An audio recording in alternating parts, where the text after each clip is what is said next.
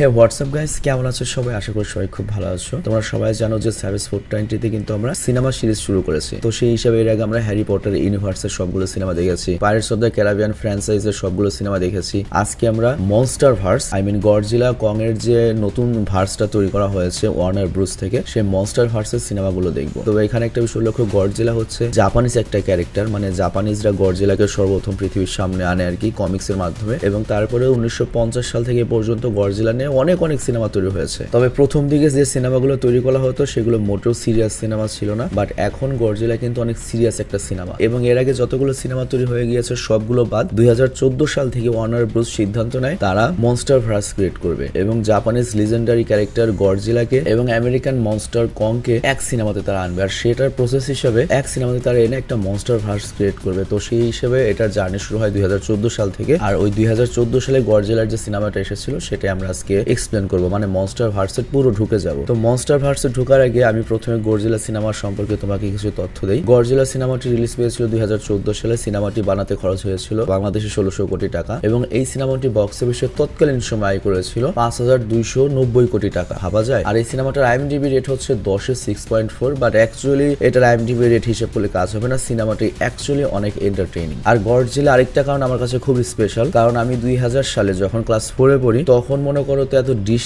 ছিল না, আমরা একেবারে অজপাড়াগের পোলাপান, আমরা খালি বিটিভি দেখতে পারতাম। তো ওই সময় জাপানিজ একটা এনিমি হতো গডজিলা নামে, যেটা বিকেল 4টার সময় প্রতি বুধবার দিন প্রচারিত হতো। তো স্কুল থেকে এসে এই বইটই ছুড়ে দিয়ে ডাইরেক্ট গডজিলা দেখতে বসতাম, মানে সব বন্ধু বান্ধব মিলে কি যে একটা ফিলিংস। তো তখন থেকেই মূলত আমি গডজিলার ফ্যান, মানে আজ থেকে 23 বছর আগে থেকে গডজিলার ফ্যান। তো তুমি যদি আমাকে কং ভার্সেস গডজিলা বলো, I would select Godzilla any time. তো যাই হোক, এই পর্যন্ত মনস্টার ভার্সের কিন্তু 4টা সিনেমা রিলিজ হয়েছে, এবং 5 নম্বর সিনেমাটা 2024 সালে আসবে। এই সিনেমাতে জাস্ট আমাদের গডজিলাকে ইন্ট্রোডিউস করানো হয়েছে, এরপরের সিনেমাতে আমাদেরকে কংকে ইন্ট্রোডিউস করানো হবে, তারপরের সিনেমাতে গডজিলাকে আমাদের আবারও দেখানো হবে যে কিং অফ মনস্টার নামে, ওর প্রতিদ্বন্দ্বীর সাথে লড়াই করবে 3 মাথাওয়ালা। তারপরে গডজিলার কংকে এক জায়গায় করা হয়, এবং 5ম নম্বর যে সিনেমাটি আসবে সেটার মধ্যে আমরা গডজিলা এবং কংকে একসাথে লড়াই করতে দেখবো পৃথিবীকে বাঁচানোর উদ্দেশ্যে। তো বাড়তি কোনো কথা না বলে চলো আমরা মূল ভিডিওতে যাব। তবে গাইস, ভিডিওটা স্টার্ট করার পূর্বে ছোট্ট একটা কমার্শিয়াল বিজ্ঞাপন রয়েছে, এবং আমি এর বেশি কিছু বলতে পারছি না কারণ তোমরা অলরেডি অভ্যস্ত, তোমরা জানো কি করতে হবে। তো আমি বিজ্ঞাপনটা প্লে করে দিচ্ছি,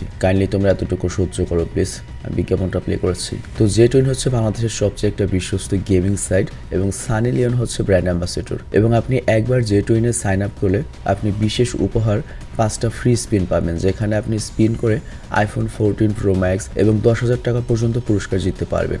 জেটুইন অ্যাপে আপনি ক্রিকেট, ফুটবল এবং সব ধরনের স্পোর্টসে প্রেডিকশন করতে পারবেন, এবং লাইভ ম্যাচে লাইভ টাইমের জন্য বিনামূল্যে দেখতে পারবেন, এবং ইনস্ট্যান্ট আমানত জমা এবং ইনস্ট্যান্ট উত্তোলন জেটুইনে করতে পারবেন, এবং ন্যূনতম ডিপোজিট হচ্ছে 200 টাকা, এবং এখানে 24/7 গ্রাহক সহায়তা পাবেন। আর জেটুইনে গেম খেলার জন্য দৈনিক ক্যাশব্যাক এবং 3 লাখ টাকা পর্যন্ত সাপ্তাহিক ক্যাশব্যাক দেওয়া হয়। তো আজই সুযোগ নিন, এবং আমাদের পিন করা মন্তব্যের যে লিঙ্ক রয়েছে সেখান থেকে সাইন আপ করুন, আর সাইন আপের সময় অবশ্যই আমাদের প্রোমো কোডটা ব্যবহার করবেন। তো আজই জেটুইনে যোগ দিন এবং সমস্ত মজা উপভোগ করুন। আপনার জন্য শুভকামনা।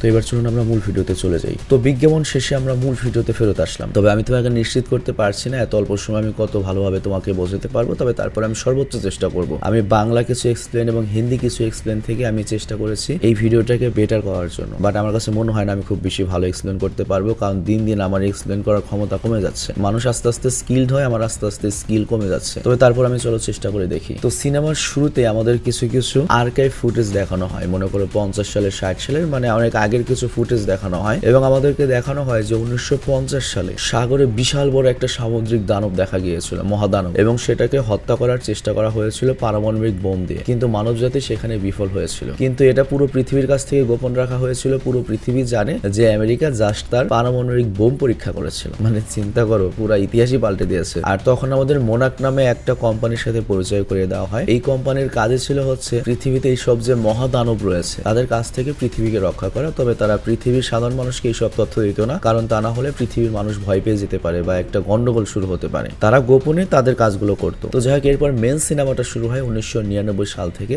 যেখানে আমরা দেখতে পাই যে মোনাক কোম্পানির একটা হেলিকপ্টার ফিলিপাইনের একটা ইউরেনিয়াম ঘাঁটিতে, পারমাণবিক ঘাঁটিতে অবস্থিত হয়। পরমাণুর মেন উপাদানিত হচ্ছে ইউরেনিয়াম, মনে করো ওটা ইউরেনিয়ামের একটা খনি, কয়লা খনির মতো। আর মোনাককে যেহেতু ডাক দিয়েছে তার মানে বুঝতেই পারছে এখানে কোনো ঘাপলা রয়েছে বড় প্রাণীর। তো যাই হোক, ওখানে আমরা দেখতে পাই হাজার হাজার শ্রমিক খনন কাজ করছে, কিন্তু তখন তখনই হঠাৎ করে ওইখানে একটা বিশাল ধস নেমে একটা বিশাল ভূগর্ভস্থ গুহার উদয় হয়েছে। তো এ কারণে ওই খনন কাজের যে সুপারভাইজার, সে জাপানিজ একজন মোনাক গবেষক ইচিরো শ্রেবিয়াকে ডেকে পাঠিয়েছেন এবং তার সাথে আমরা তার অ্যাসিস্ট্যান্ট যে একজন ব্রিটিশ ভিভিয়ান গ্রাহামকেও দেখতে পাই। তো যাই হোক, এরপর তারা ওই গুহাতে প্রবেশ করে এবং ওই গুহাতে প্রবেশ করার পরে তারা বিশাল একটা প্রাণীর কঙ্কাল দেখতে পায় এবং আজ পর্যন্ত পৃথিবীর ইতিহাসে সবচেয়ে বড় যে ডাইনোসরের কঙ্কাল পাওয়া গিয়েছিল তার চেয়ে এটার মনে করো যে 4-5 গুণ বড় ছিল। আর এরই সাথে তার পাশে দুটো ডিম পাওয়া যায়, যে দুটো ডিম দেখে প্রাগ ঐতিহাসিক মনে হচ্ছিল এবং একটা ডিম দেখে মনে হচ্ছিল যে অলরেডি এখান থেকে একটা প্রাণীর জন্ম হয়েছে, মানে ডিম ফেটে বেরিয়ে গিয়েছে। আর আরেকটা ডিম দেখে বোঝা যাচ্ছিল যে ডিমটা নষ্ট হয়ে গিয়েছে, এটার মধ্যে কিছু নেই। তো যাই হোক, তারা ভাবছিল যে এগুলো হয়তো প্রাগ ঐতিহাসিক জিনিস অনেক আগে নষ্ট হয়ে গিয়েছে, জাস্ট এখন উদ্ধার হলো। কিন্তু একটু পরেই তাদের চোখ ছানা পড়া হয়ে যায় যখন তারা দেখতে পায় যে ওই জায়গা থেকে পুরো সাগর পর্যন্ত পুরো একটা রাস্তা তৈরি করে সবকিছু তছনছ করে কোন একটা জিনিস সাগরে নেমে গিয়েছে। তো তারা তখন ভয় পেয়ে যায় যে নিশ্চয়ই ডিম থেকে কোন একটা কিছু বের হয়েছে এবং সেটাই এই গুহা থেকে সাগরে চলে গিয়েছে। তবে এই জিনিসটা পুরো পৃথিবীর কাছ থেকে গোপন রাখা হয়, কিন্তু ওই জিনিসটা কি হতে পারে পৃথিবীর কারো কোনো ধারণা নেই। তো এরপর দৃশ্যের পরিবর্তন হয় আর আমরা পরিচিত হই এই সিনেমার মেইন চরিত্র জো ব্রোডির সাথে, যিনি জাপানের জাঞ্জিরা পারমাণবিক বিদ্যুৎ কেন্দ্রের একজন ইঞ্জিনিয়ার। এমনকি তার স্ত্রী স্যান্ডিও এই পারমাণবিক কেন্দ্রে টেকনিক্যাল ডিরেক্টর হিসেবে কাজ করে। আর তাদের একটা ছেলে রয়েছে যার নাম হচ্ছে ফোর্ড। আর তাকে ওই সিনেমার আমরা মেইন হিরো বা কিছু বলতে পারি না, মানে এই সিনেমার মেইন হিরো বলে কিছু নেই, মেইন হচ্ছে আমাদের গডজিলা, অনলি গডজিলা। তো যাই হোক, জো ব্রোডি যখন পারমাণবিক কেন্দ্রে কাজ করছে মাঝে মাঝে দেখা যায় যে ওখানে ভূমিকম্প হচ্ছে এবং ভূমিকম্প হওয়ার আগে বিদ্যুৎ ফ্লো করে, মানে কারেন্ট আসা যাওয়া করে এবং এই ঘটনাটা দিন দিন বেড়েই চলছে। আর এটা যদি কন্টিনিউয়াসলি হতে থাকে তাহলে একবার যদি এই নিউক্লিয়ার প্লান্ট ধ্বংস হয়ে যায় বা ক্ষতিগ্রস্ত হয় তাহলে কিন্তু এই নিউক্লিয়ার বের হয়ে পুরো এলাকাতে রেডিয়েশন ছড়িয়ে পড়বে এবং পুরো এলাকা কিন্তু ধ্বংস হয়ে যাবে, মানুষজন মারা পড়বে। তো এই বিষয়টা নিয়ে কিন্তু জো ব্রোডি বারবার তার ঊর্ধ্বতন কর্মকর্তাদেরকে সতর্ক করছিল যে এই প্ল্যান্টটি দ্রুত বন্ধ করে দেওয়া উচিত, কারণ একবার যদি একটা দুর্ঘটনা ঘটে চিরতরে কিন্তু পুরো এলাকা ধ্বংস হয়ে যাবে। কিন্তু জোর কথায় কেউ পাত্তা দেয় না। তো যাই হোক, এভাবে চলছিল। একদিন জো তার নিউক্লিয়ার প্ল্যানেটে পৌঁছায় আর কন্টিনিউয়াসলি ভূমিকম্পের কারণে ভূগর্ভস্থ যে তোমার ওই ইঞ্জিনিয়ারিং রয়েছে বা মেশিনারি রয়েছে সেগুলো ঠিক আছে কিনা এটা দেখার জন্য তার স্ত্রী, যে হচ্ছে টেকনিক্যাল ডিপার্টমেন্টের ডিরেক্টর আর কি, সে তার কিছু সঙ্গী মঙ্গী নিয়ে এই নিউক্লিয়ারের রিঅ্যাক্টরের অবস্থা কি রয়েছে মানে নিচে সেটা চেক করার জন্য যায়। তো যাই হোক, স্যান্ডি যখনই নিচে যায় চেক করার জন্য তার টিম নিয়ে, তখনই আবার ভূমিকম্প শুরু হয়ে যায় এবং এমন ভূমিকম্প শুরু হয় যে একটা নিউক্লিয়ার রিঅ্যাক্টর পুরো ফেটে যায়। তো এই মুহূর্তে জো সবাইকে অর্ডার দেয় যে যতগুলো দরজা রয়েছে যেখান দিয়ে নিউক্লিয়ার রিঅ্যাক্টর ওই রেডিয়েশন আসতে পারে সব দরজা বন্ধ করে দিতে। কিন্তু তখনই জো জানতে পারে যে তার স্ত্রী তো গিয়েছে নিচে রিঅ্যাক্টর ঠিক করার জন্য, তো তার মানে তার স্ত্রীও আটকা রবে, তার স্ত্রীও মারা পড়বে। এই জন্য জো করে কি দ্রুত মেইন গেটের কাছে এসে দাঁড়ায় এবং তার স্ত্রীকে দ্রুত উপর আসতে বলে। কিন্তু দুর্ভাগ্যবশত তার স্ত্রীর যে টিম মেম্বার ছিল তাদের মধ্যে একজন টিম মেম্বার পড়ে যায় আর তাকে সাহায্য করতে গিয়ে তার স্ত্রীর একটু লেট হয়ে যায় এবং একেবারে অল্পের জন্য তার স্ত্রী দরজার কাছে আসতে পারে না এবং রেডিয়েশনের কাছে চলে এসেছে। এর জন্য পুরো শহরকে বাঁচাতে জোর নিজের হাতে ওই দরজাটা বন্ধ করে দিতে হয়, মানে এক কথায় বলতে পারো জো তার স্ত্রীকে মরতে দিল এবং এই জায়গাটা খুবই করুণ একটা দৃশ্য ছিল। তো যাই হোক, এর 15 বছর পরের দৃশ্য আমাদের দেখানো হয় যেখানে আমরা দেখতে পাই জোর ছেলে ফোর্ড অনেক বড় হয়ে গিয়েছে, সে বর্তমানে প্রাপ্তবয়স্ক এবং আমেরিকার নৌবাহিনীতে কাজ করছে এবং সে প্রায় 14 মাস মধ্যপ্রাচ্যের ডিউটি শেষে তার শহর সান ফ্রান্সিসকোতে তার স্ত্রী এবং তার ছোট ছেলে শ্যামের কাছে এসে পৌঁছেছে। তো আমার এখানে একটা বিষয় অবাক লাগলো, ধরলাম ফোর্ডের বয়স আগে 12 ছিল, এখন 15 বছর পর মাত্র 17 বছর হয় নাকি ওর, আমি হিসাব বিলাইতে পারলাম না। এর মধ্যে বাচ্চা আছে, বউ আছে, আমারও ভুল হতে পারে, হয়তো 15 বছর আর বেশি পর হবে। তো যাই হোক, ফোর্ড তো বাড়ি আসে তার বউ পোলাবানের সাথে খুব মজাই ছিল, কিন্তু হঠাৎ করেই সে একটা ফোন কল পায় জাপান থেকে আর সে জানতে পারে তার বাবা জো বর্তমানে জাপানে একটা জেলখানাতে রয়েছে আর তাকে গ্রেপ্তার করা হয়েছে কারণেই, কারণ সে 15 বছর আগে জিনজিরার যে পারমাণবিক কেন্দ্র ছিল যেটা সরকার থেকে পুরোপুরি সিল করে দেওয়া হয়েছে, নিষিদ্ধ করা হয়েছে, সেই জায়গাতে বারবার ঢোকার চেষ্টা করেছিল। এই জন্য তো বাবার সাথে দেখা করার জন্য ফোর্ড করে কি দ্রুত জাপানে চলে যায় আর সেখানে গিয়ে ফোর্ড তার বাবাকে জামিন করে মুক্ত করে এবং তার বাবাকে তারপর জিজ্ঞেস করে যে কি হয়েছে তোমার, তুমি কেন বারবার এটা করতে যাচ্ছ। তখন ওর বাবা তার নিজের ছোট্ট অ্যাপার্টমেন্টে নিয়ে যায় আর ওখানে যাওয়ার পরে ফোর্ডের চোখ তো ছানা বড়া হয়ে যায়। ও দেখতে পায় যে ওর বাবা এখন ওর মায়ের ওই দুর্ঘটনা নিয়ে এত রিসার্চ করছে যে পুরো পেপার কাট সবকিছু এখানে রয়েছে এবং জোর বাবার ধারণা যে ওটা কোনো প্রাকৃতিক ঘটনা ছিল না, মানে ওটা প্রাকৃতিক কোনো ভূমিকম্প ছিল না, ওখানে অবশ্যই এমন একটা কিছু রয়েছে যেটা জাপান সরকার এখনো লুকাচ্ছে, কারণ এরপর জাপান সরকার ওটা নিয়ে কোনো তদন্তও করেনি যে কেন ভূমিকম্প হচ্ছে বা কি হচ্ছে এবং পুরো এলাকা সিলগালা করে দেওয়া হয়েছে। তো ফোর্ডের তখন মনে হয় হয়তো আমার মাকে হারিয়ে আমার বাবা মানসিকভাবে ক্ষতিগ্রস্ত হয়ে গিয়েছে, তো এই জন্য হয়তো এরকম বলছে। কিন্তু ওর বাবা তখন বলে তুমি কি জানো যখন ওই দুর্ঘটনা ঘটেছে রেডিয়েশন তার বাইরে বের হয়নি, তারপরও জাপান সরকার ইমার্জেন্সি ওই এলাকা পুরো খালি করেছে, এমনকি আমার জিনিসপত্র আর সবচেয়ে বড় কষ্টের ব্যাপার তোমার মায়ের ছবিটা পর্যন্ত আমাকে আনতে দেয়নি। তো আমার অবশ্যই রহস্য উদ্ঘাটন করতে হবে যে ওখানে আসলে কি হয়েছিল। কিন্তু এগুলো শুনে ফোর্ড বলে, তোমার এত ঝামেলার দরকার নাই, তুমি আমার সাথে এখনই আমেরিকাতে ফিরে যাচ্ছ। কিন্তু এখানে জো ডাইরেক্ট জানিয়ে দেয়, এই তদন্ত শেষ না করে, এই রহস্যের উদ্ঘাটন না করে আমি কোথাও যাব না, কারণ আমার জানতে হবে যে ওই দিন পাওয়ার প্ল্যান্টে কি হয়েছিল, যে জন্য আমি আমার স্ত্রীকে হারিয়েছি, এবং সরকার আমাদের কাছ থেকে কি গোপন করছে, কেন রেডিয়েশন না ছড়ানোর সত্ত্বেও পুরো এলাকার সরকার সিলগালা করে রেখেছে। আর আমি যে রিসার্চ গুলো করেছিলাম, ওই রিসার্চ পেপার গুলো পেতে হলে এবং আমার স্ত্রীর ছবিটা পেতে হলে আমাদের ওই পুরনো বাড়িতে যেতে হবে, যে এরিয়া বর্তমানে সরকার সিলগালা করে রেখেছে। তো হাজার হলেও বাবা ফোর্ড না চাইতেও রাজি হয়ে যায় এবং তারা পালিয়ে পালিয়ে করে কি সেই জায়গাতে যায়, এবং ওই এলাকাতে গিয়ে জো পুরো অবাক হয়ে যায়। এবং ওই জায়গাতে জো যখন যায়, ও গিয়ে দেখতে পায় যে সরকার ছড়িয়েছিল যে পুরো এলাকায় রেডিয়েশন ছড়িয়েছে, মানে দেশবাসীকে তাই জানিয়েছে, কিন্তু ওখানে নির্বিঘ্নে কুকুর দৌড়াচ্ছে। তো এর মানে বুঝতে পারে না এখানে তো রেডিয়েশন নেই, স্বাভাবিকভাবে শ্বাস প্রশ্বাস নেওয়া যাবে। তো জো তার মাস্ক খুলে ফেলে আর সরকার যে মিথ্যাচার করছে তার প্রথম প্রুফটা পায়। আর এরপর দেখতে পায় যে ওই নিউক্লিয়ার রিঅ্যাক্টর এখনো চালু রয়েছে বা ওখানে এখনো কোনো কাজ চলছে। তো এটা দেখো আরো অবাক হয়ে যায় এবং ওখানে কি চলছে ওইটা জানার জন্য ওইদিকে যেতে চায়। তবে তার আগে তারা করে কি, ওদের পুরনো বাড়িতে যায়, সমস্ত পুরনো জিনিস দেখে, নথিপত্র জোগাড় করে, স্ত্রীর ছবি নেয়। কিন্তু তারা যখন সেখান থেকে বেরিয়ে আসে তখনই জাপানিজ নিরাপত্তা রক্ষীদের কাছে তারা ধরা পড়ে ফেলে। এবং এরা এমন জাপানিজ নিরাপত্তা কর্মী, এরা এমন করে খুবই ক্লাসিফাইড, মানে গোয়েন্দাদের মতো বাইরের দুনিয়া এদের সম্পর্কে যায় না। তো ওদেরকে বাইরে নিয়ে যাওয়া হয় না, ওদেরকে উল্টো বন্দী করে ওই পরিত্যক্ত পারমাণবিক কেন্দ্রে নিয়ে যাওয়া হয়, যেখানে জো একসময় চাকরি করতো। তো জোকে যেখানে বন্দী করে রাখা হয়, জো সেখানে দেখতে পায় এখানে শত শত কর্মী রয়েছে এবং ও পুরো অবাক হয়ে যায় যে এই জায়গাটা তো সিল করে দেওয়া হয়েছিল, এখন এখানে সরকার কি এমন কাজ করছে। আর তখনই আমাদের সেই জাপানি গবেষক ইচিরোকে দেখানো হয় এবং তার সহকর্মী গ্রাহামকেও দেখানো হয়। আর যেহেতু তারা এখানে রয়েছে, তার মানে এই কাজের সাথে শুধুমাত্র জাপানিজ গভর্নমেন্ট নয়,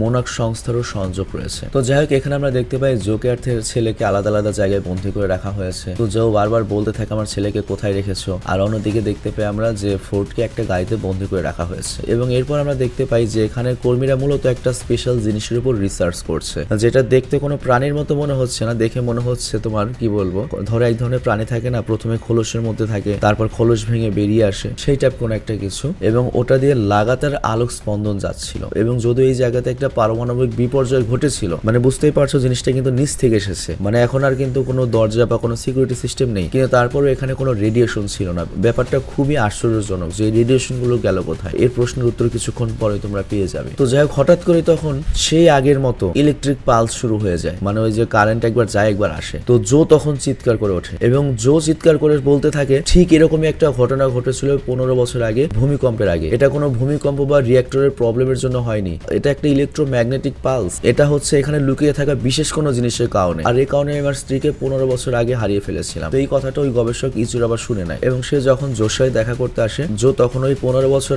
আগের যে সিগন্যালটা, সেই ইলেকট্রোম্যাগনেটিক পালসের সিগন্যালটা ইচিরোকে দিয়ে দেয়। তো ইচিরো যখন সেটা চেক করে সে দেখতে পায় 15 বছরের আগের সেই ইলেকট্রোম্যাগনেটিক পালস আর এই মুহূর্তে যে ম্যাগনেটিক পালস, সেটার ডেটা সম্পূর্ণ মিলে গিয়েছে। আর তখনই তারা দেখতে পায় তাদের এখানে যে দুটো নিউক্লিয়ার রিঅ্যাক্টরের ট্যাঙ্ক ছিল হঠাৎ করে খালি হয়ে গিয়েছে। তো এর মানে তাদের সামনে যে বিশাল জিনিসটা রয়েছে, এটাই মূলত ইউরেনিয়াম বা রেডিয়েশন শোষণ করার ক্ষমতা রাখে, আর এই জন্য হয়তো এই জায়গার পরিবেশটা তো তাড়াতাড়ি রিকভার করেছে। তো যাই হোক, এটা দেখে ইচিরো তো ভয় পেয়ে যায় এবং সে তার কর্মীদেরকে অর্ডার দেয়, অনেক হয়েছে, এটা নিয়ে আর কোনো গবেষণা করার দরকার নেই, এটা খুব ডেঞ্জারাস একটা কিছু হতে পারে, এই প্রোগ্রামটিকে এখনই ধ্বংস করে ফেলো। তো অর্ডার অনুযায়ী ওই জিনিসটার উপর ক্রমাগত বিদ্যুৎ প্রয়োগ করা হয়, আর প্রচন্ড হাই ভোল্টেজের বিদ্যুৎ প্রয়োগ করার ফলে ওটার মধ্যে এতক্ষণ যে আলোক স্পন্দিত হচ্ছিল সেটা সঙ্গে সঙ্গে থেমে যায়। আর তখন সবাই ভাবে হয়তো এই অবজেক্টটি মারা গিয়েছে, কিন্তু সবাইকে অবাক করে দিয়ে কিছুক্ষণের মধ্যেই ওই খোলস ভেঙে বিশাল একটা প্রাণী বের হয়, যেটা দেখতে একটা পোকার মতোই, কিন্তু বিশাল সাইজের পোকা, যেটা নখযুক্ত পা ছিল। এবং ওটা যখন বের হয় তখন এখানে মারাত্মক ইলেকট্রিক ম্যাগনেটিক ফিল্ড তৈরি হয় এবং নিমিষে সেখানকার সকল ইলেকট্রিসিটি চলে যায়, এর সাথে সকল ইলেকট্রনিক ডিভাইস বন্ধ হয়ে যায়। আর তারপর ওই প্রাণীটি রীতিমতো তাণ্ডব চালিয়ে অনেক মানুষকে মেরে তার ডানার সাহায্যে উঠতে উঠতে কোথাও চলে যায়। আর তোমরা জানো জাপান আর আমেরিকা খুবই ঘনিষ্ঠ। তো এই ঘটনা ঘটার পরে আমেরিকান সেনাবাহিনী আসে এখানে মাতব্বরি করতে। তো আমেরিকান সেনাবাহিনীর যে ক্যাপ্টেন রাসেল, সে জাপানিজ ওই গবেষককে জানায় এই মুহূর্ত থেকে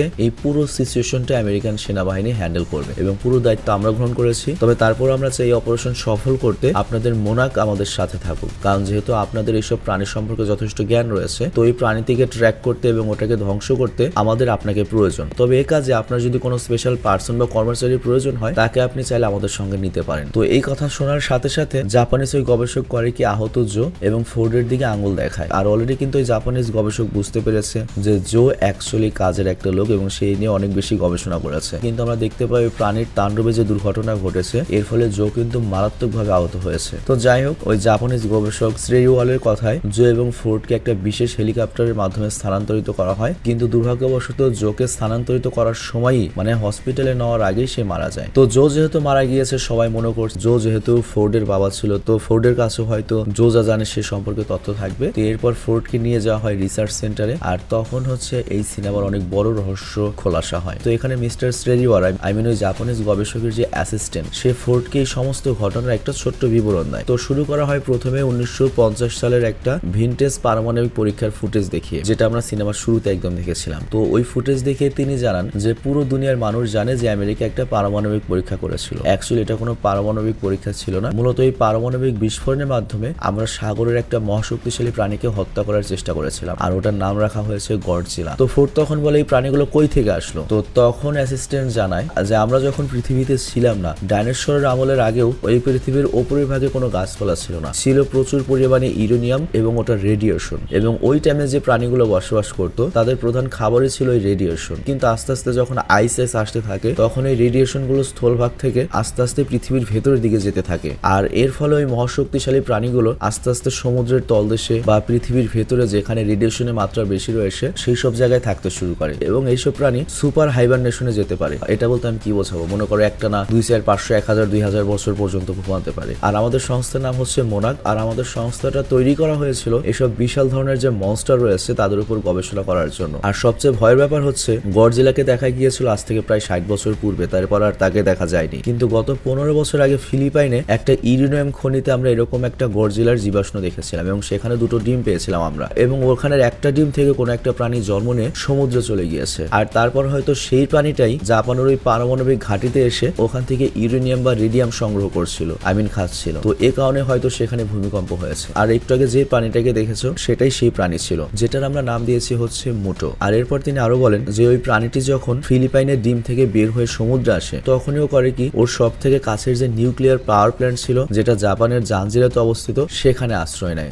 তোমার বাবা যেখানে কাজ করতো, এবং সেখানকার সকল রেডিয়েশন শোষণ করে আস্তে আস্তে বড় হতে থাকে, আর এ থেকেই মূলত এই ভূমিকম্প হয় এবং ওই দুর্ঘটনায় তোমার মা মারা যায়। কিন্তু আমাদের সংস্থা গবেষণা করার পরে দেখতে পাই যে এখানে ওই প্রাণীটা লুকিয়ে রয়েছে, এবং এরপর আমরা পুরো পৃথিবীর কাছ থেকে ব্যাপারটা গোপন করে ওই প্রাণীটির উপর গবেষণা করা শুরু করি। তো এই সব কথা শুনে ফোর্ড এবার রাগান্বিত হয়ে যায় এবং জিজ্ঞাসা করে, আপনারা যদি ওই প্রাণীটি সম্পর্কে আগে থেকে এত কিছু জানতেন তাহলে আগে কেন ওকে হত্যা করলেন না? তখন জাপানিজ গবেষক বলে, দেখো যেহেতু ওই প্রাণীটা ডাইরেক্ট নিউক্লিয়ার রিঅ্যাক্টর থেকে রেডিয়েশন শোষণ করে বড় হচ্ছিল, তো এই জন্য আমরা মনে করেছিলাম ওই প্রাণীটিকে আমরা যদি হত্যা করি তাহলে ওটা শরীর থেকে রেডিয়েশন বের হবে এবং পুরো শহরে ছড়িয়ে পড়ে লাখ লাখ মানুষ মহাবিপদে পড়বে, লাখ লাখ মানুষ মারা পড়বে। কিন্তু আমরা যেটা চেষ্টা করছিলাম সেটা হচ্ছে এই টাইটানটার বায়োলজি জানার চেষ্টা করছিলাম। আর আমরা এখন বর্তমানে এটা জানতে পেরেছি যে ওই প্রাণীটি যখন ইলেকট্রোম্যাগনেটিক ফিল্ড ছাড়ে তখন বিদ্যুতে চলা যে কোনো জিনিসের উপর সেটা প্রভাব ফেলে। আর তোমার বাবা এটা অনেক আগেই রিসার্চ করে বের করে ফেলেছিল এবং তারও সন্দেহ ছিল যে এরকম কোন একটা কিছু রয়েছে। তো এটা খুবই ইমপ্রেসিভ। কিন্তু তিনি যেহেতু বেঁচে নেই এর জন্য আমরা তোমার কাছ থেকে জানতে চাই যে তোমার বাবার গবেষণা সম্পর্কে তুমি আর কি কি জানো। তখন ফোর্ড এখানে সরাসরি তাদেরকে জানিয়ে দেয় যে আমি বাবার থেকে আলাদা থাকতাম, আমি ছোটবেলাতেই আমেরিকাতে চলে গিয়েছিলাম। তবে তার সাথে আমি কয়েকদিন মিশে এতটুকু জানতে পেরেছি আমার বাবা ইকো লোকেশন নিয়ে পড়াশোনা করছিল এবং তিনি আমাকে বলেছিলেন যে ওই পাওয়ার প্ল্যান্ট থেকে লাগাতার কোন একটা বিশেষ সংকেত অন্য একটা জায়গায় পাঠানো হচ্ছে। তার মানে ওই প্রাণীটি নির্দিষ্ট কোন একটা সংকেত পাঠাতো অন্য কোনো প্রাণীর সঙ্গে যোগাযোগ করার উদ্দেশ্যে। তো এটা জানার পরে জাপানিজ ওই গবেষক ওখান থেকে যতগুলো এ পর্যন্ত ওয়েব এসেছে যেগুলোকে তারা নর্মাল মনে করতো সেই ওয়েবগুলোকে চেক করে এবং বুঝতে পারে যে শুধুমাত্র যে প্রাণীটা ওয়েব পাঠাতো তা না, আরেক সাইড থেকে ওই ওয়েবের রিপ্লাই আরেকটা ওয়েব আসতো, মানে কোনো একটা প্রাণী রিপ্লাইও করতো। তো তখন তারা মনে করে পৃথিবীতে এখন টাইটান বলতে এই মোটো আর গডজিলা রয়েছে, তাহলে কি এই মোটো গডজিলাকে সংকেত পাঠাচ্ছে? কারণ হঠাৎ করে আজকে প্রশান্ত মহাসাগরে নৌবাহিনীরা খবর পাঠিয়েছে যে গডজিলা উদয় হয়েছে মাঝ সমুদ্রে এবং ওটা এদিকেই আসছে। তো যাই হোক, ফোর্ড যেহেতু ওদের আর কোনো কাজে আসবে না এর জন্য ফোর্ডকে মনে করো যে আমেরিকাতে পাঠিয়ে দেওয়া হয়। আর এরপর ওই জাপানিজ গবেষক জানতে পারেন যে হাওয়াই থেকে মাত্র 50 নটিক্যাল মাইল দূরে হঠাৎ করে একটা রাশিয়ান পারমাণবিক সাবমেরিন গায়েব হয়ে গিয়েছে। আর তোমরা পারমাণবিক সাবমেরিন সম্পর্কে অবশ্যই জানো, নর্মালি একটা সাবমেরিন চালাতে মনে করো গ্যাসোলিন বা অন্য কোনো তেলের প্রয়োজন হয়, কিন্তু পারমাণবিক সাবমেরিনে জ্বালানি হিসেবে ব্যবহার হয় হচ্ছে ইউরেনিয়াম। আর এর ফলে একটা সাবমেরিনে কিছু পরিমাণে যদি ইউরেনিয়াম দেওয়া হয় বা ধরো 1 কেজি পরিমাণ যদি ইউরেনিয়াম দেওয়া হয় সেটা দিয়ে ওই সাবমেরিনটা 50 বছর একটানা চলতে পারে। তো এই জন্যই মনে করো ওই রাশিয়ান সাবমেরিনের উপর ওই মোটো হামলা করেছে এবং ওই রেডিয়েশন খেয়ে নিয়েছে। আর তাছাড়া সেখানে আশেপাশে গিয়ে অনেক হাঙ্গামাও চালিয়েছে। তো যাই হোক, সবাই মোটামুটি শিওর যে ওই কাজটা মোটোই করেছে। আর তখনই খবর আসে যে স্যাটেলাইটের মাধ্যমে তারা একটা স্থান থেকে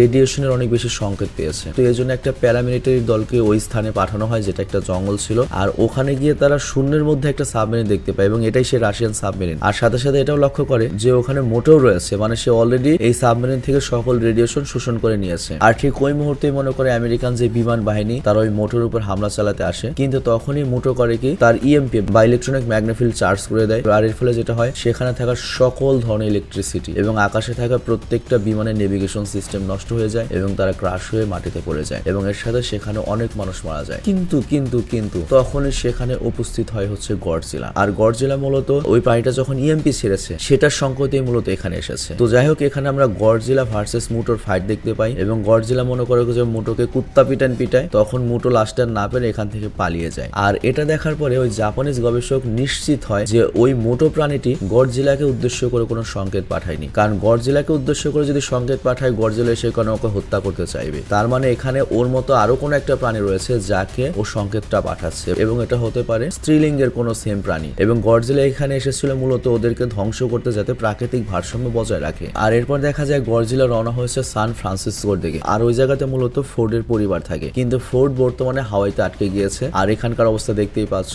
মোটো এখানে কি হাল করে ফেলেছে। তো যাই হোক, ওর অবস্থাও খুব খারাপ। তবে তারপর সে যেহেতু মিলিটারি, সে মিলিটারিদের সাথে যোগ দিয়ে তার বাড়ি ফেরার চিন্তা ভাবনা করে, মানে তার যে কোনো উপায়ে তার পরিবারের কাছে পৌঁছতে হবে। আর এদিকে আমরা দেখি ওই জাপানিজ গবেষক বলে যে আমি শিওর এরকম একটা প্রাণী আরেকটা রয়েছে, কারণ 15 বছর আগে আমরা যে ডিমটাকে নষ্ট মনে করেছিলাম সেই ডিমটাকে আমরা ফেলেছিলাম হচ্ছে নেভাদায় পারমাণবিক বজ্র যেখানে আমরা ফেলাই সেখানে। আর ওই ডিমটাকে আমরা ইচ্ছে করে বাইরে ফেলিনি, কারণ বাইরে ফেললে ওটা রেডিয়েশন পরিবেশের ক্ষতি করতে পারতো। তো যেহেতু ওটাকে আমরা পারমাণবিক বজ্রের মধ্যে ফেলেছি, তো আমার কাছে মনে হয় ওই ডিমটা সেখান থেকে রিজেনারেট হয়েছে বা ওই ডিমটা নষ্ট হয়েছিল না, এবং ওই ডিমটা থেকেও হয়তো সেই প্রাণীটা বের হয়েছে এবং এখনো হয়তো ওই পারমাণবিক বজ্র থেকে রেডিয়েশন সংগ্রহ করে বর্তমান সাইজের অনেক বড় হয়ে গিয়েছে এবং যে কোনো সময়টা বেরিয়ে আসতে পারে। এবং ওর উদ্দেশ্যে হয়তো এই প্রথম মোটো প্রাণীটির সংকেতগুলো পাঠিয়েছে। তো এটা চেক করার জন্য জাপানিজ ওই গবেষকের কথা অনুযায়ী কিছু সেনাবাহিনী যখন ওই পারমাণবিক বজ্র কেন্দ্র ওইখানে পৌঁছায়, তখন তারা দেখতে পায় ওই জাপানিজ গবেষক শ্রিওলের কথাই একদম ঠিক, কারণ অলরেডি সেখান থেকে দ্বিতীয় মোটো বের হয়ে পড়েছে এবং এটা দেখতে খুবই ভয়ঙ্কর, অনেক বড়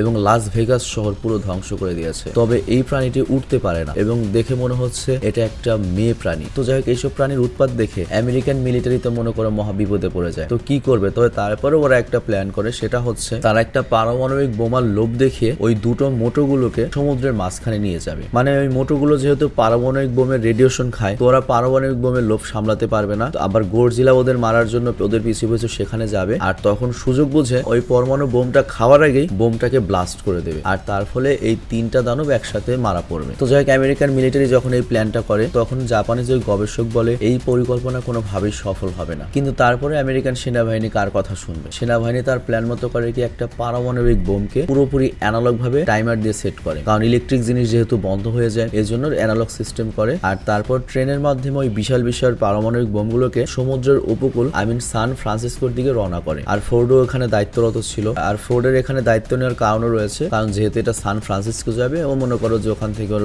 বউ বাচ্চার কাছে যেতে পারবে। কিন্তু দুর্ভাগ্য বিষয় হচ্ছে ওই ট্রেন নির্দিষ্ট লক্ষ্যে পৌঁছানোর আগেই একটা মুটো এসে ওদের উপর আক্রমণ করে দেয়, মানে পারমাণবিক বোমের গন্ধ পেয়েছে, ইউরেনিয়ামের গন্ধ পেয়েছে এবং ওদের প্ল্যান পুরোপুরি নষ্ট করে দেয় এবং ওই ট্রেনে থাকা পরমাণুর যে সিলিন্ডার রয়েছে বা বোম রয়েছে সেটা নিয়ে চলে যায় এবং পুরো ট্রেন ধ্বংস করে দেয়। তো এর ফলে যেটা হয়, ফোর্ড বাদে প্রায় বাকি সবাই মারা যায়। তো এরপর উদ্ধারকারী দল আসে এবং উদ্ধারকারী দল আসে ফোর্ডকে এবং বাকি যেসব পারমাণবিক বোমগুলো বেঁচে গিয়েছে সেগুলোকে উদ্ধার করে। আর তারপর দেখা যায় ওই পারমাণবিক বিশাল বোমটা নিয়ে ছেলে মোটো করে কি ওই মেয়ে মোটোর কাছে যায় এবং এখানে আমরা দেখে বুঝতে পারি যে তারা বংশ বিস্তার করার জন্য পুরো রেডি, মানে দুনিয়া ধ্বংস করে শালারা বংশ বিস্তার করবে, হালার পুতের দল। তো যাই হোক, এখানে একটা ঘাপলা ঘটে গিয়েছে, সেটা হচ্ছে ওই ছেলে মোটর যে বোমটা নিয়ে গিয়েছে ট্রেন থেকে, সেটার মধ্যে তো টাইমার লাগানো, ডিজিটাল টাইমার না, অ্যানালগ টাইমার লাগানো। ওদের প্ল্যান ছিল ওটা সমুদ্রের মাঝখানে পাঠিয়ে দিবে, তারপর আর কি অটোমেটিক্যালি ব্লাস্ট হয়ে যাবে। তো এখন কি হলো, উল্টো করেছে কি ওই বোমটা এনে ওরা সান ফ্রান্সিসকোতে একবারে মাঝখানে বাসা বানিয়ে ওইখানে বোমটা রেখে দিয়েছে, যাতে ওদের ডিমগুলো বাচ্চাগুলো ওই বোমের কারণে রেডিয়েশনের কারণে তাড়াতাড়ি বড় হয়। তো এখন ওই বোমটা যদি ওইখানে ব্লাস্ট হয় তাহলে তো মনে করো আমেরিকায় শেষ, পুরো একটা শহরে উড়ে যাবে রেডিয়েশনে। তো এখন ব্যাপারটা অনেক ক্রিটিক্যাল হয়ে গেল। তো এখন কি করতে হবে, যে কোনো ভাবে আমেরিকান কিছু সৈন্য পাঠিয়ে ওই বোমটাকে ডিফিউজ করতে হবে। আর এরপর আমরা দেখতে পাই ওই দুই মুটো সান ফ্রান্সিসকোতে তাদের পুনর্মিলনের জন্য অগ্রসর হয়, মানে যেমন জানো একটা ছেলে একটা মেয়ে, তার আর কি বংশের বিস্তার করবে, বুঝো না ব্যাপারটা। তো এদিকে নৌবাহিনীও তাদের একটা নির্দিষ্ট প্ল্যান করে রেখেছে, মানে তারা পারমাণবিক বোমের সাহায্যে 3 জনকে হত্যা করবে। কিন্তু ওই জাপানিজ গবেষক বরাবর এই সিদ্ধান্তের বিপক্ষে, কারণ তার কাছে মনে হয়েছে যে গডজিলা মানবজাতির জাতির শত্রু না, সে যদি মানব জাতির শত্রু হতো, গডজিলা যখন প্রশান্ত মহাসাগরে উঠেছে তার দুই পাশে কিন্তু আমেরিকান নৌবাহিনী ছিল, ওই ইচ্ছা করলে কিন্তু ওই নৌবাহিনীর উপর আক্রমণ করতে পারতো, কিন্তু গডজিলা সেখানে কখনোই করেনি। গডজিলা জাস্ট ওই প্রাণীদেরই হামলা করছে। তো এর মানে গডজিলার শত্রু তো ওই প্রাণীদের সাথে, কিন্তু মিলিটারি এসব মানতে নারাজ, তারা 3 জন প্রাণীকে একত্রে হত্যা করবে। তো যাই হোক, এরপর দেখা যায় গডজিলা ওই প্রাণীগুলোর পিছু নিতে নিতে একেবারে মেন শহরে সান ফ্রান্সিসকোতে চলে আসে, গোল্ডেন ব্রিজের কাছে। কিন্তু এখানে সেনাবাহিনীর একটা বিশাল বহর আগে থেকে মজুত করা ছিল। তো তারা প্রথমে গডজিলার উপর আক্রমণ করে না, গডজিলাও কারোর উপর আক্রমণ করে না, কিন্তু গডজিলার শরীরের সাইজ হলো অনেক বেশি বড়। তো যখন নদী থেকে উঠবে, নদী ভরাতে আবার তোমার ওই মিলিটারিদের জাহাজ ছিল, তখন হয় কি কয়েকটা জাহাজ গডজিলার শরীরের উপর দিয়ে উঠে যায়, মানে জাহাজের ক্ষতি হয়। তখনই করে কি তোমার ওই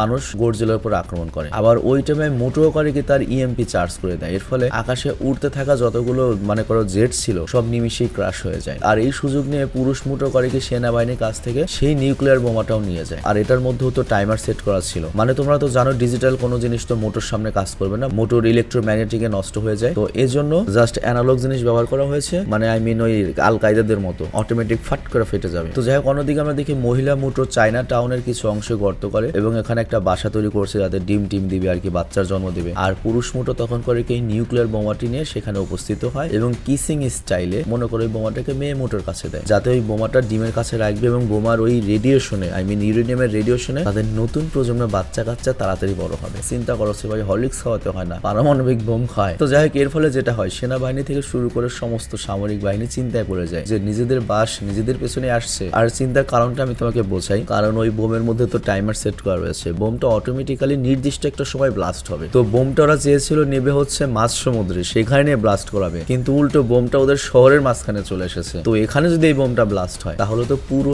শহর শেষ, লাখ লাখ মানুষ মারা পড়বে। তো এখন যে কোনো উপায়ে মনে করো যে ওই বোমটাকে নষ্ট করে ফেলতে হবে যাতে না ফাটে। আর এখানে উল্লেখ আমাদের ফোর্ট কিন্তু বোম ডিফিউজ সেক্টরে কাজ করতো, বোম নষ্ট করার সেক্টরে। তো ফোর্ট তখন বলে আমি 60 সেকেন্ডের মধ্যে ওই বোমটা নিষ্ক্রিয় করতে পারবো। তো এই জন্য ফোর্টকে একটা দল দেওয়া হয়। আর এরপর করে কি ফোর্ট একটা সামরিক দল নিয়ে প্লেনের মাধ্যমে ওই নির্দিষ্ট লোকেশন থেকে একটু দূরে হ্যালো জাম্প করে নেমে যায় মিশনের উদ্দেশ্যে। আর এদিকে গডজিলার সাথে তোদের ফাইট শুরু হয়ে গিয়েছে, সেই লেভেলের একটা ফাইট। এবং এখানে আমরা দেখতে পাই যে গডজিলা চরম প্যাদানি খাচ্ছে এবং গডজিলা কিন্তু এখানে হুদাই মারামারি করতে আসে নাই। গডজিলার কাছে মনে হয় সে হচ্ছে কিং অফ টাইটান, মানে কিং অফ মনস্টার। যদি কোনো মনস্টার থেকে থাকে সে ওর আন্ডারে থাকবে, কিন্তু ওর চেয়ে কেউ শক্তিশালী থাকবে, ওর কেউ উপরে উঠবে এটাও পছন্দ করে না। এটা হচ্ছে গডজিলার মেন কথা। তো যাই হোক, গডজিলার সাথে তো ওই দুই মোটো ব্যস্ত। এই সুযোগে আমাদের ফোর্ডের দল করে কি সেই জায়গাতে পৌঁছে যেখানে নিউক্লিয়ার বোম রাখা হয়েছে, কিন্তু ওরা বুঝতে পারে নিউক্লিয়ার বোমটাকে যখন ওই মোটো কামড় দিয়ে নিয়ে এসেছে তখন বোমটা এমন ভাবে ক্ষতিগ্রস্ত হয়েছে যে এটাকে নিষ্ক্রিয় করার পসিবল হয় না, মানে এটাকে যে খুলিয়ে মুলে নিষ্ক্রিয় করবে সেটার পসিবল না। এখন একটা কাজে করা আছে, সেটা হচ্ছে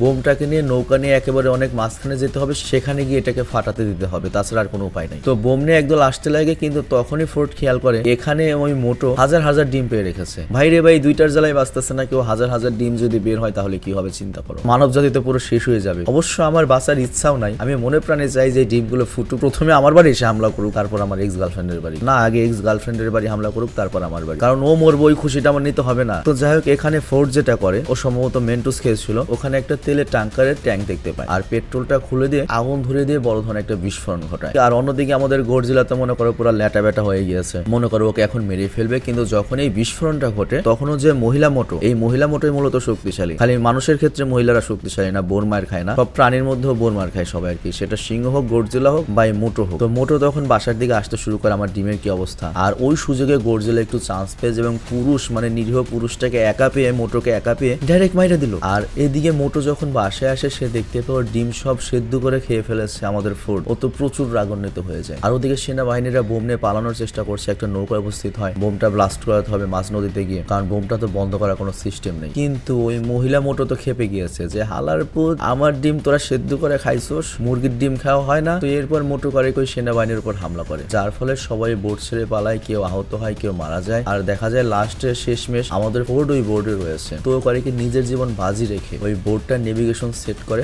যাতে মাঝ সমুদ্রে গিয়ে বোমটা ব্লাস্ট হয়, মানে বোটটা অটোমেটিক্যালি মাঝ সমুদ্রে যায়। কিন্তু তখন ওই মহিলা মোটো করে কি আরেকটা ইলেকট্রিক ম্যাগনেটিক পালস তৈরি করে। আর এর ফলে যেটা হয় বুঝতেই পারছো, সমস্ত ইলেকট্রিক জিনিস বন্ধ হয়ে যাবে, নৌকার ইঞ্জিন সঙ্গে সঙ্গে বন্ধ হয়ে যায়। আর তারপর মোটো আক্রমণ করা হচ্ছে ফোর্ডের উপর। সিরিয়াসলি, মোটো এত বড় একটা প্রাণী, ওইটুক ফোর্ডের চোখে পড়লো। তো তারপরও জেদ তো জেদি, তো ফোর্ডকে যখন মোটো মারতেই যাবে, মানে আমি যেহেতু অ্যাকচুয়াল সিনেমাটা দেখেছি আমি জানি এই সিনটার মর্ম কি, তখনই মনে করো যে নায়কের মতো আমাদের গডজিলা চলে আসে। এবং গডজিলা মানে কি বলবো, গডজিলা গডজিলা যখন আসে তখনই মনে করে একটা গুজবাম, এবং গডজিলা এসে করে কি ওই মহিলা মোটকে সেই লেভেলের পিটুনি দেয় এবং বলে দরজাল মহিলা, বহুত জ্বালাইছিস, আমার গায়ে হাত তুলছিস বেয়াদব মহিলা। এবং তারপর মারার পরে মনে করো ওই মহিলার মুখটা হাঁকুড়িয়ে দেয়। আমি ভাবছিলাম হয়তো গডজিলা সুমা টুমা দেবে, বাট না, এরকম কিছু না। গডজিলা তখন তার super beam, I mean nuclear beam ছুড়ে মারে। মানে গডজিলার মুখ দিয়েও কিন্তু নর্মাল আগুন বের হচ্ছে না, এগুলো কিন্তু ডাইরেক্ট পরমাণু শক্তি বের হচ্ছে এবং ডাইরেক্ট এখানে মহিলাকে একবারে মেরে ফেলে। কিন্তু এতক্ষণ লড়াই করার ফলে আমাদের গডজিলার মনে করে যে ব্যাটারি শেষের দিকে হয়ে গিয়েছে, তো গডজিলা নিজেই জ্ঞান হারিয়ে উপকূলে লুটিয়ে পড়ে। আর ওদিকে ওই মেয়ের মোটো মরার পরে জাহাজের ইঞ্জিন পুনরায় চালু হয় এবং জাহাজটি মাঝ সমুদ্রে যায়। কিন্তু দুর্ভাগ্যবশত ফোর্ড কিন্তু এখন এই জাহাজে জ্ঞান হারিয়ে রয়েছে। কিন্তু একদম লাস্ট টাইমে কিছু সামরিক বাহিনী হেলিকপ্টারের মাধ্যমে সেখানে গিয়ে উপস্থিত হয় এবং ওই বোট থেকে ফোর্ডকে উদ্ধার করে নেয়। অথচ এই পুরো সিনেমায় লাখ লাখ কোটি কোটি মানুষ এবং এই পুরো সিনেমায় এই গডজিলা এবং ওই মনে করো মোটর মারামারিতে এত লাখ লাখ মানুষ মূল্য সেটা কোনো ব্যাপার না। কিন্তু ফোর্ড নায়ক বলে ফোর্ডকে বাঁচাতেই হবে। পরিচালক কষ্ট করে হলেও ফোর্ডকে বাঁচিয়ে নিয়েছে এবং বোমটা শেষ পর্যন্ত শহর থেকে বেশ দূরে গিয়ে বিস্ফোরিত হয়েছে, যাতে আমি তুমি না মরি আর কি। তো যাই হোক, পরের দিনই দেখা যায় পুরো শহর ধ্বংস হয়ে গিয়েছে,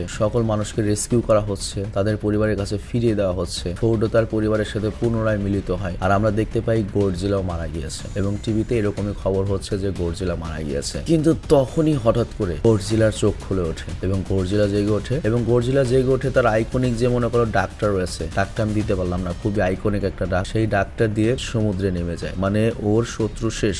আর তারপর টিভিতে খবর দেখানো হয় যে যাকে আমরা মানব জাতির জন্য ভয়ের মনে করেছিলাম সেই মূলত আমাদের সেভিয়র, আমাদের রক্ষাকর্তা। আর এভাবেই মানুষ বুঝতে পারে যে গডজিলা মানব জাতির জন্য থ্রেট নয়, গডজিলা মূলত মানব জাতির জন্য সেভিয়র এবং একজন হিরো। আর এখানে এই সিনেমাটি শেষ হয়ে যায়। তো যাই হোক, আমি যেমন বলেছিলাম আমি মোটেও ইদানিং ভালো এক্সপ্লেন করতে পারি না, আমার পক্ষে ভালো এক্সপ্লেন করা পসিবল না। ওই কেরিয়ার শেষের দিকে হলে সবারই একই রকম অবস্থা হয় আর কি। তবে তারপরেও যে কয়দিন আছে আমি চেষ্টা করবো তোমাদের এন্টারটেইন করার জন্য। আরেকটা কথা বলি, না থাক না বললাম, কথা এমনি বসে বলি, যত কম কথা বলবো তত ভালো, আম্মাই কইছে।